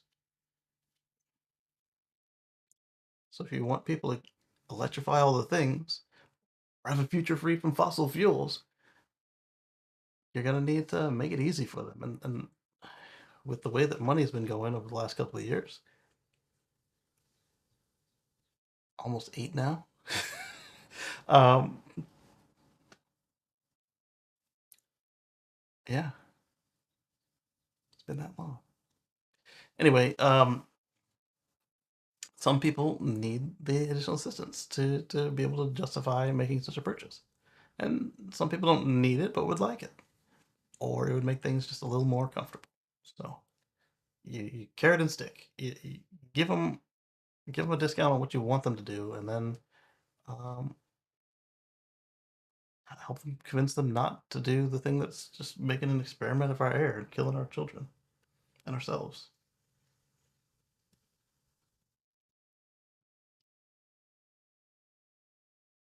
Just checking on the solar output. Let's see.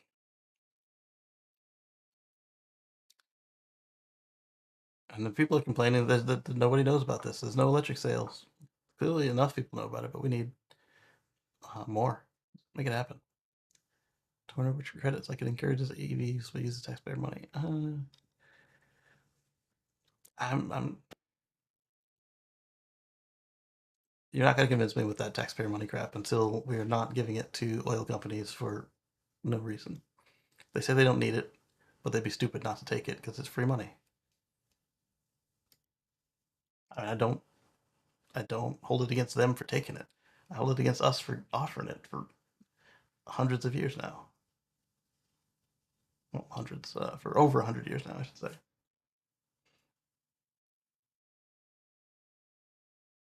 It may not be the same thing, but they've been getting sweet, sweet deals from the government. 605 megawatt photovoltaic plant in Germany is now Europe's largest solar farm. Let's click through and learn a little bit more about it.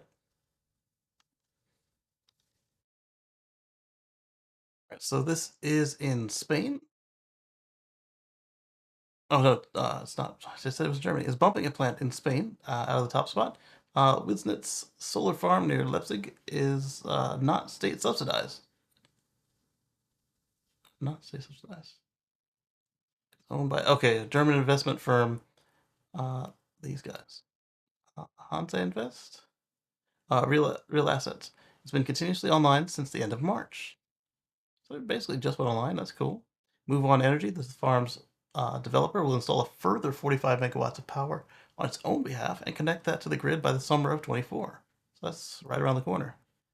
From that point, the farm will feature more than 1.1 million modules. It sits on 500 hectares, or 1,230 acres, of the former Wisnitz 2 open-cast brown coal mine. There we go. Swords to plowshares, right? You're going to take a brown coal field to clean energy. Produce roughly enough clean energy to power around 200,000 households and avoid 250,000 tons of carbon dioxide annually. Nice. Congrats, guys. Moving on.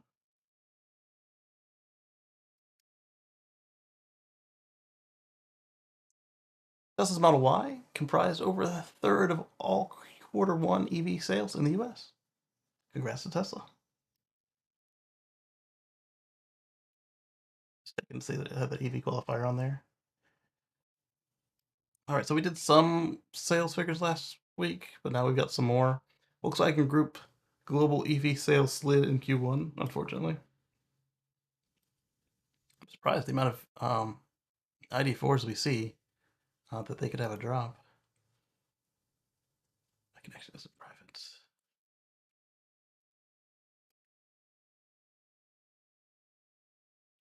What this is that they're it's not even gonna let me go around it because whatever they're using for load balancing has a bad cert.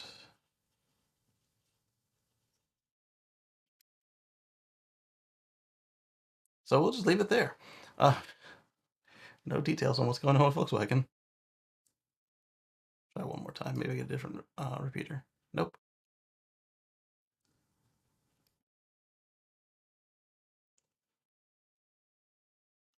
Same sites. This might not work either.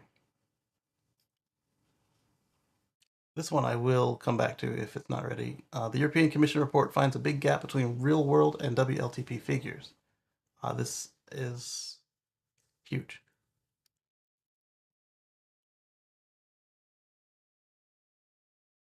Like I said, this one's important. I'll come back to it since we must.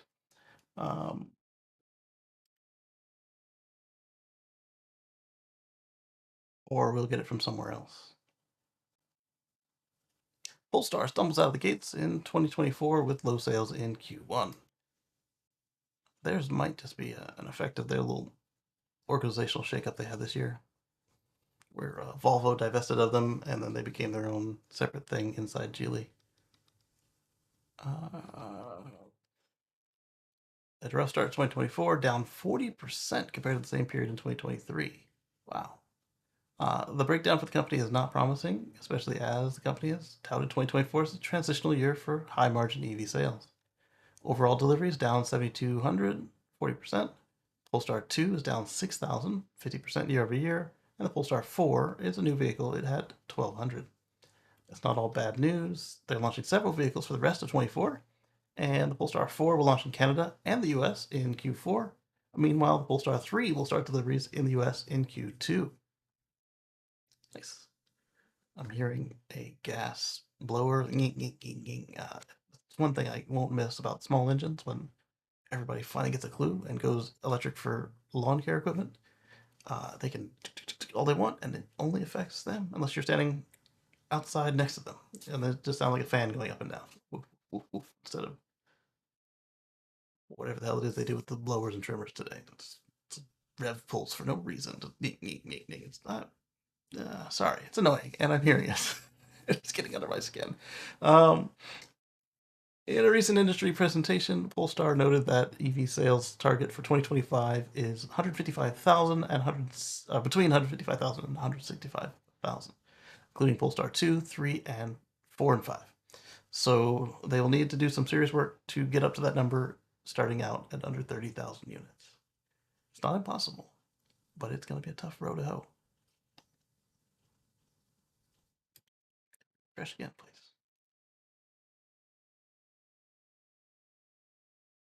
Can I get to the main site? Sometimes that puts me on another server. There we go. Full self-driving Teslas keep slamming into curbs. Yeah, apparently this is something you still got to watch out for. Let's look into this a little bit later. Couple loves Tesla's Cybertruck, but not the base camp. I mean, it doesn't look all that fancy for what they're charging. Chinese cars are clogging European ports. Oh, here we go. The Volkswagen sales. We can close that first tweet at this point. And it loaded. Here we go. Here's the one that we were here for. The WLTP deal. This may bring significant change to how cars' efficiency and emissions are measured in Europe. So what we found is that plug-in hybrids and regular hybrids are overrepresented in their capabilities on this test. And it was kind of cool. Assuming that this is talking about the same thing I saw elsewhere, this one I pulled apart to save later, and save for later, and then I saw other people talking about European emissions, and so assuming they're the same thing, but I didn't read this one yet. Uh, but they went out and they tested in the real world, kind of the same way that we found the emissions testing cheaters around the world via real world tests or by third party think tanks, etc. Not think tanks, but research. WLTP, if it's an internal combustion vehicle, it can't quite match the official efficiency numbers. While if it's an EV, it always falls short of the advertising range, no matter how you drive. The EC, European Commission, published data that reveals that WLTP figures for gasoline or diesel cars are about 20%, off by about 20%, and it's much worse for plug-in hybrids. The EC mandated that installation of onboard fuel consumption monitoring devices, and it became legal requirement for passenger vehicles sold in Europe starting in 2021. The new reports, based off efficiency test data that it obtained from over 617,000 cars and nearly 7,000 vans, which found that the gasoline models were on average 23.7% less efficient than their WLTP claim, while diesels did slightly better at an 18.1% gap. Let's see what the EVs did. For plug-in hybrid electric vehicles, the difference is 3.5 times greater. They have most official have an official estimate that use under 2 liters per 100 kilometers or 117 miles per gallon, but the consumption monitor data found that PHEVs on average used 4 liters per 100 kilometers or just 58.8 mpg in real-world driving.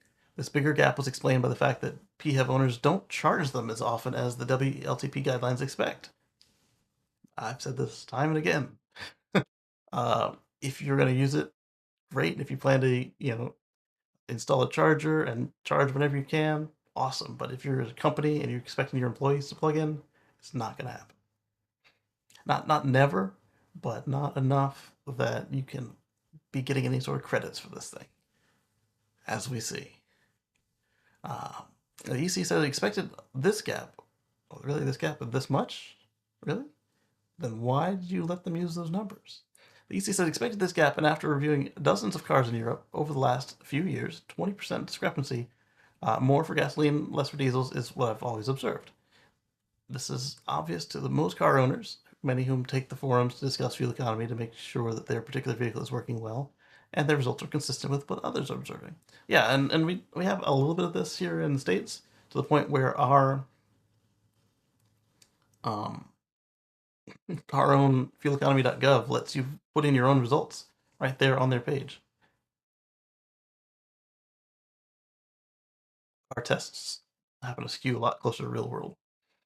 So here we see average real world fuel consumption, CO2 emissions, and gap between real world and the WLTP. So for gasoline, we're looking at an average of 23.7, a kilometer weighted average of 20.4. Diesel's 18.1 with a 16.7. So basically the highway only. More miles get you slightly better. Uh, just combustion cars 21.2 and 18.1. I wasn't really aware there were many plug-in diesel hybrids, but I guess in Europe that happened more. 238 or 251, 312 or 318 gap percent. Damn. Plug-in hybrid, all 252 or 267. So they didn't measure regular electric cars, but this is also exhibited in pure plugins.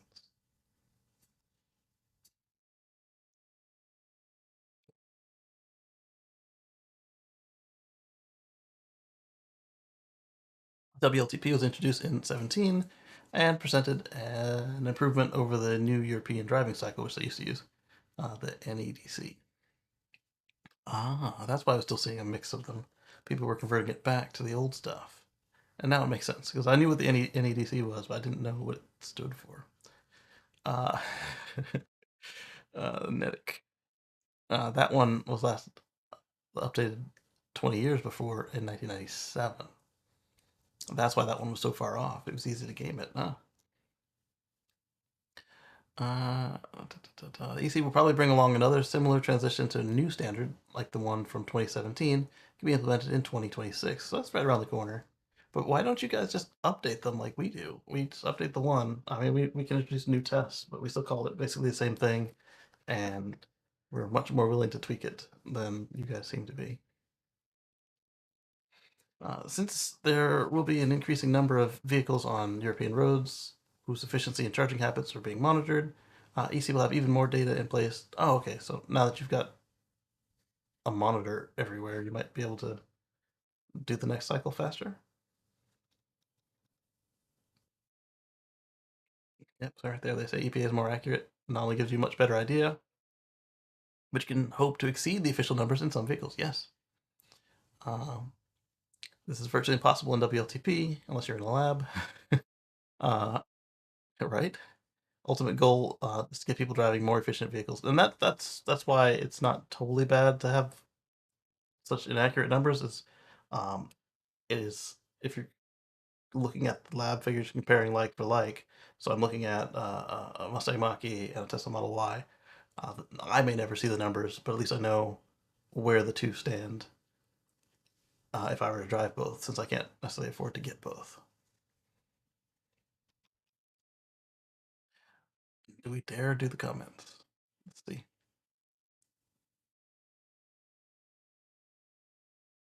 I guess we can't do the comments. The webpage is permanently moved. Anyway, let's look at some of those other things we pulled up on the way in here.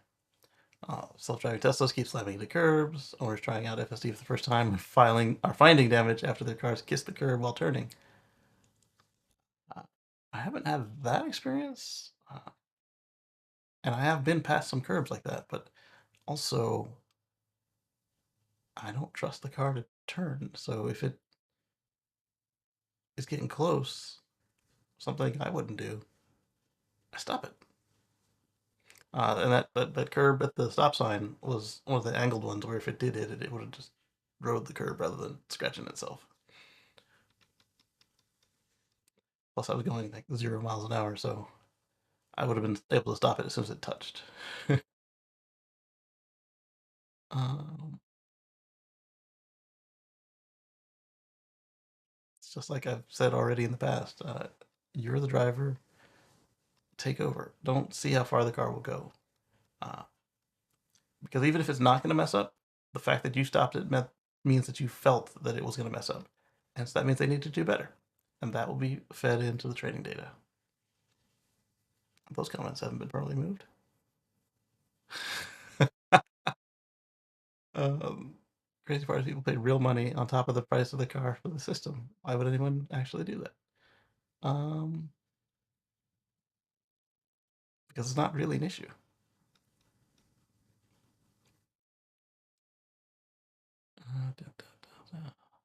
How is it possible, given the number of complaints about it, that the software was passed over basic QA step? It's a good question. I don't know, maybe all the internal drivers are like me and they don't trust it enough to let it mess itself up.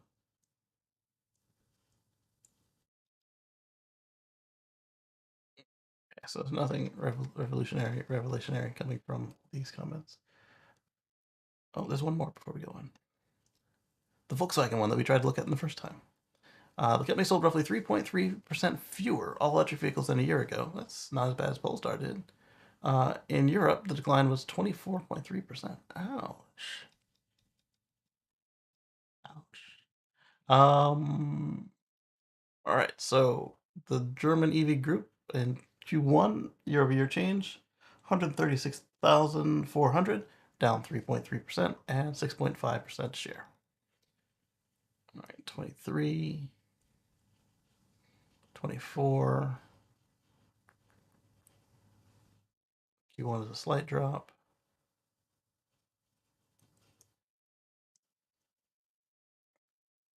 Yeah, they can make up for this. Where are we at now?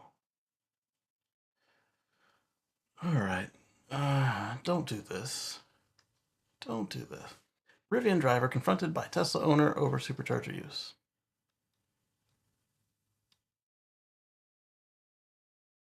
Rivian driver was recently confronted by a Tesla owner who was unaware that the supercharger network had been open to other EV brands, highlighting the need for clearer communication with the EV community, or within the EV community. The incident began when the Rivian R1T driver attempted to charge his EV at the Solano Beach supercharger in California after using an aftermarket adapter. Despite Tesla's recent policy change allowing access to it, uh, over. Anyway, they're letting you use 16,000 supercharger stalls for Rivian and Ford customers. And apparently, not all Tesla owners are aware of the change.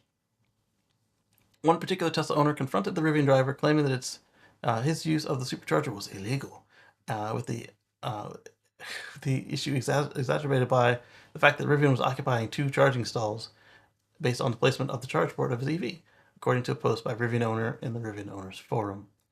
Uh, we knew stuff like this would happen. Didn't realize it would be this bad. Uh, and you can show them your app. You can show them the news. You shouldn't have to explain yourself at all to these gatekeepers, Karens. Sorry, Karens. Like real people named Karen. I know a few, and they thankfully don't act like that. Um, wow.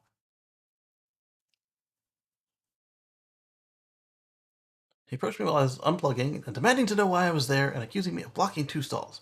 I tried to explain that Tesla superchargers are now open to Rivians with an adapter. I pointed out that due to the location of my charging port on the driver's front side and the short length of the cables, I had no choice but to park the way that blocks 2 stalls. The Tesla owner was so upset he even threatened to call the police. Like I said, the stereotypical Karen behavior.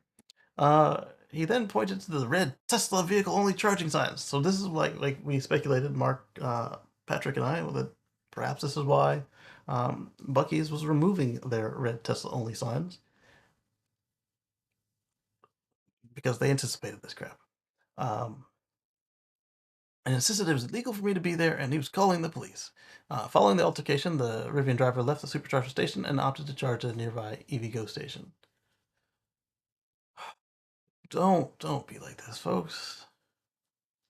They're paying more than a Tesla owner, or they're paying the same as a Tesla owner while paying the monthly subscription cost to get the same pricing. Mr. All Electric Car Lunacy, folks need to stop playing cop in other people's lives. Exactly. Exactly. If nobody's being harmed, then just file a complaint and be about your day. And then they'll see the complaint and say, hey, you're wrong. Stop wasting your time. But to like you said, play cop there. This not just could end badly for the person who's doing wrong. It could end very poorly for the for the accuser. At least in the U.S., you could go out there trying to enforce some sign because you're indignant and not walk away with your life. It is not worth it. It's not worth it. Like I said, if it means that much to you, call the hotline, send an email. They'll set you straight. Well, they'll say, "Oh yeah, yeah, thanks. Let us know next time. Take a picture of the license plate or something." But here, they'd say, "Yeah, stop bothering people." uh, that person's time would be better spent de-icing hotel charge port spots. Yes, exactly, something like that. Something where it is very clear that even if it were still actually Tesla only, it wasn't dispensing free electricity. They were paying for it. Um, whereas de-icing spots would be a lot more productive. Something that you don't go with that same behavior to a cop, because there have been some people who tried and it doesn't end well. What you should do if you see a cop doing it, take a picture of the car, the license plate, the car number, the time of day, and submit it to either IA or the chief or whatever. Their social media, somebody who can actually get some eyes on it and get something done about it. The There was one in Canada recently where they were complaining about the cops had done something. Uh, How did it go? They took a picture of the cop car and basically said, "Can you get the people to stop doing this?" And they said, "Oh, it's private area. You should contact the owner of the vehicle." And then the person zoomed in on the picture and said, "Yeah, that's what I'm doing." They were contacting the cops about icing charging spots with the cop cars, and it had the car number clearly on it, had the license plate number. So I didn't see any further response to that, but at least it was noted, and that was way more effective than sauntering up to a cop saying, "You can't park there." Uh, good luck with that. Uh, Now, to say, "Hey, hey, dude, I need to charge here. It's the only one left. Do you mind moving your cop car so I can plug in, please, so I can get about my day?" That would actually see, not necessarily will see, that could see useful results. Or, if the person's a jerk, they'll sit there a little bit longer. You can try to go somewhere else if you've got the range, or if you don't got the range, then they'll either try to hassle you further, or or they'll get bored with waiting on you, waiting on them, and then they'll move. Um, yeah, but this citizen cop deal is not safe. It's not productive. It's not the deal. So, how did this one end up? Aside from the guy went to EVgo instead. It doesn't highlight the need for clearer communication from Tesla. Yes. Company has the ability to notify all owners directly through the mobile app. Yes.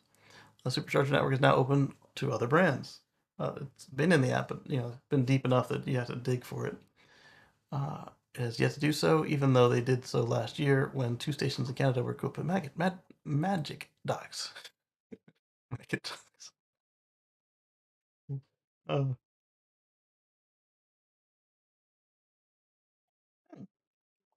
oh, it's kind of cool. I didn't think they did it at all. There's the screenshot of the notification. All right, moving on. We've got.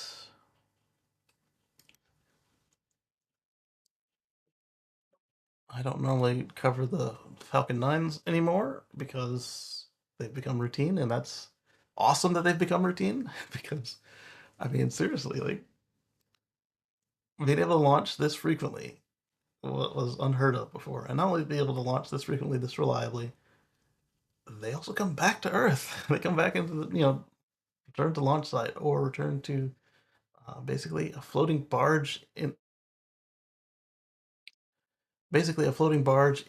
the ocean, and that's incredible. But this particular Falcon 9 has now hit a new record. It's 20th flight and landing. So it's been up and down 20 times. Just a few years ago, this was impossible. That's incredible. So this occurred Friday, April 12th at 9:40 Eastern, when the Falcon 9 rocket successfully deployed 23 Starlink satellites in low Earth orbit at Space Launch Complex 40, Slick 40, at Cape Canaveral. And the mission marked the 20th flight for the booster, which played a crucial role in various significant missions since its debut in November 2020. This includes launching GPS 3 satellite, space vehicle number 4, GPS 3 satellite, space vehicle 5, Inspiration 4, AX-1. So this one has done both satellites and humans. Excuse me. NowSat 301, OneWeb Launch 17, ArabSat BADR-8, and 13 missions dedicated to deploying SpaceX Starlink satellites. I need to go refresh my dish. Um, it's firmware is out of date. The Falcon 9 first stage concluded its 20th mission by landing on a shortfall of Gravitas, a short drone ship. There we go. This remarkable booster has been responsible for transporting 8 astronauts and over 500 satellites to orbit, cumulatively delivering more than 261 metric tons of payload to orbit. Nice. Not only demonstrated SpaceX commitment to reusability and cost reduction, uh, it also underscored Falcon 9's reliability and efficiency, supporting a wide array of missions. There we go. And then Starship is going to take this to a new level because now we won't be throwing away second stages. inner stages. We're gonna reuse the whole thing, and yeah, the capsules come back, but so that's a booster and a capsule. I mean, that's better than we've had in the past, but this to do the whole thing will be a next revolutionary step. Uh, we're almost there. We've got them to go up. We've got them to get most of the way through flight before blowing up. And separately, we've got them to go up and come down, but not for a full profile. So getting there. And let's look at this one. It's me. Ah, so this was what I put up while I was waiting on the computer to let me back into the show. Tesla North says Tesla increases the price for FSD computer upgrades in Canada today for older cars from 1,000 to 1,500 Canadian, a 50% increase. This upgrade is required for FSD subscriptions. From Facebook, hardware upgrade required, full self-driving capability, navigate on autopilot, auto lane change, auto park, summon, smart summon, traffic light and stop sign control. Should say beta. Coming soon, auto steer on city streets. That's here now. Full self-driving, super fast. So they have never updated this this advertisement. But hardware upgrade is required. A full self-driving computer installation of $1,500 is required. Once the installation is complete, you'll be eligible to subscribe. I wasn't the only one to respond to this one. I was at the time. This one I didn't pick up, but it's here. It's kind of cool. The Anaheim, I figured because we're probably going to talk about it on the Tesla Life show, because that's where we do all the Tesla cop cars. Anaheim Police Department has launched a Tesla Model Y patrol car pilot. I think they got like 4 or 6 Model Ys, and they said it was going to save them money. They're very fast. They got clowned on Facebook a little bit, but the people doing the clowning were nimrods, and they were just parroting anti-EV FUD and didn't know what they were talking about. Or they did, but they hoped that their readers were equally ignorant. I paid more than that to go from MCU 1 to MCU 2 in 2021. That's a bargain. That's fair. Instead of the $200 converted into loonies, it's $99 in loonies. That's a fair price bump.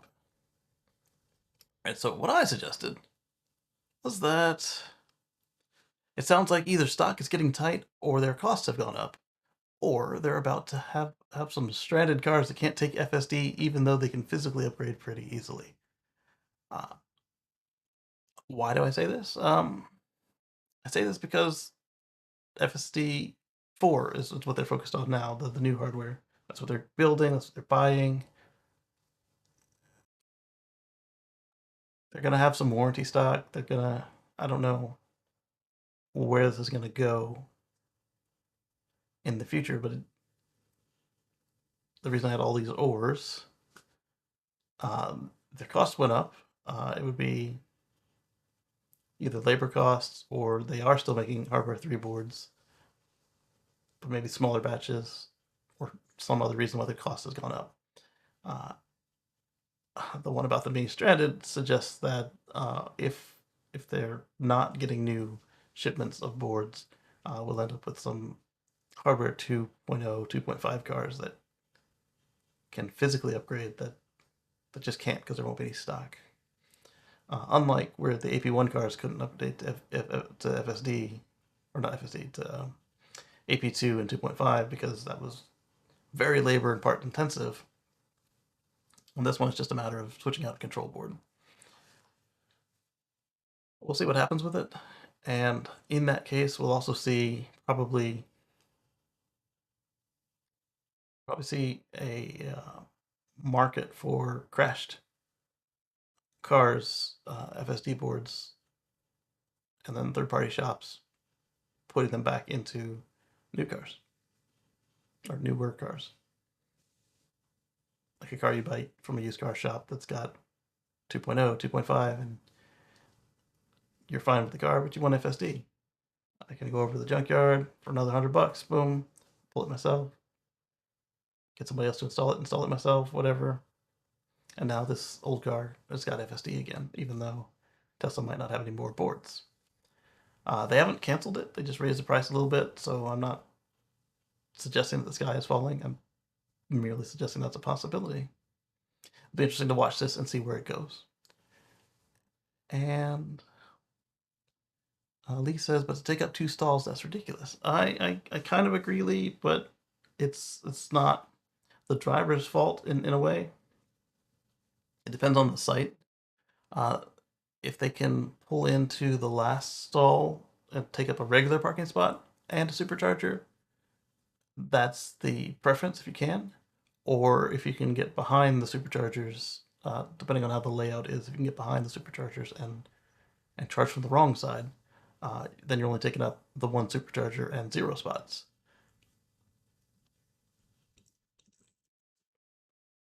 Rivian has decided that they're going to make their next charge port be also in the wrong position.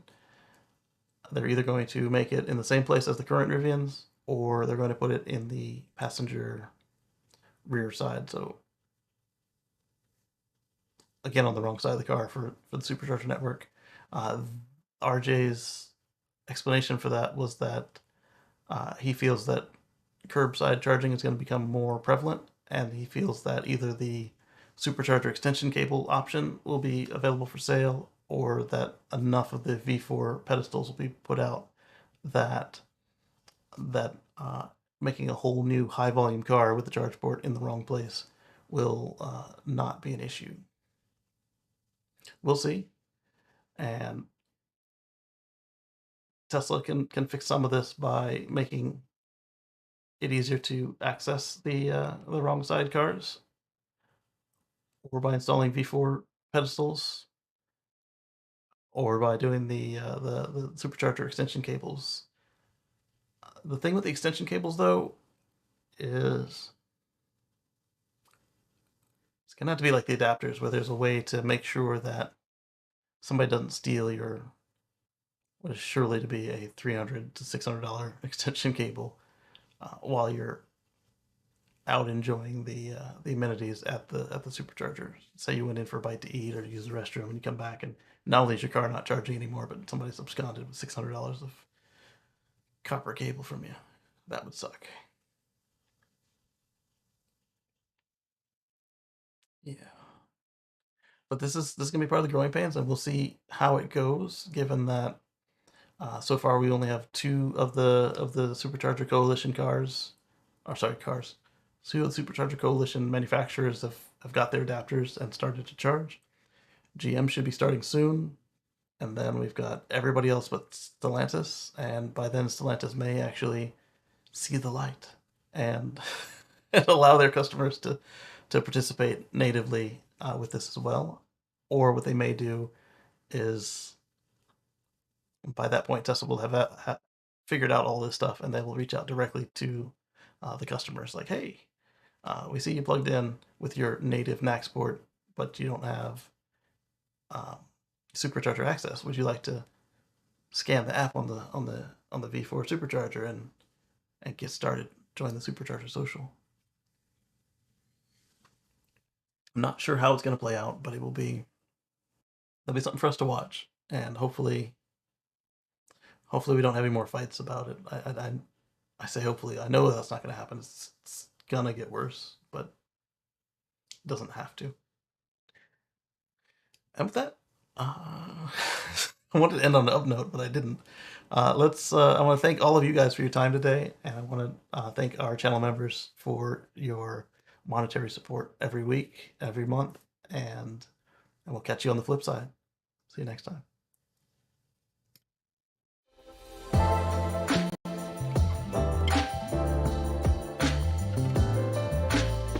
Also, we'll see you on Monday for the Tesla Life Express and Wednesday for Tesla Life Live.